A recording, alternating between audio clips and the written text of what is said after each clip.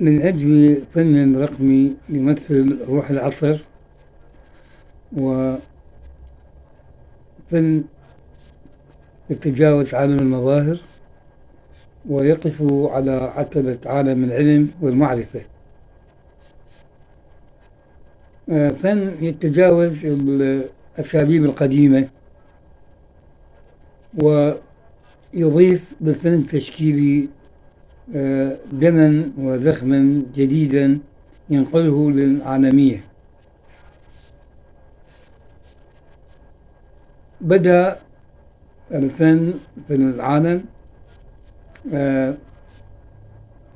فن رقمي، بما أن نحن في هذا العصر، عصر العلم والمعرفة، عصر التقنية، فلا بد الفنان من أول المستفيدين من هذه التقنية الراقية،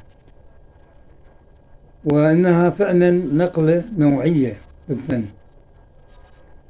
ولا شك أن الآن توجه الدولة للفن وللأتمتة هذا شيء يبشر بالخير ويدعو إلى الفرح وخروجنا من الحكومات التقليدية الجامدة إلى حكومة فاعلة.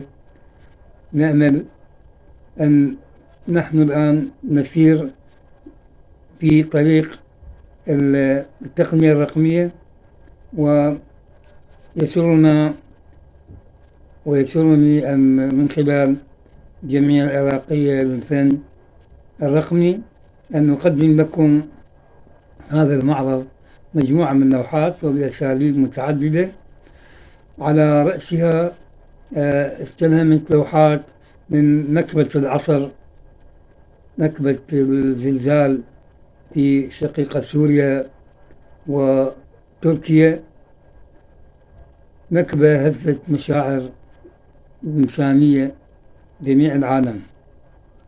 فلا بد للفنان أن يتأثر بمحيطه، فحاولت في هذا المعرض أن أنتج عدة لوحات تمثل هذا الحادث اللئيم، مساهمة من الجمعية في هذه المناسبة اللئيمة، وكذلك لوحات وبأساليب أخرى متعددة، كولاج وتكوين وغيرها.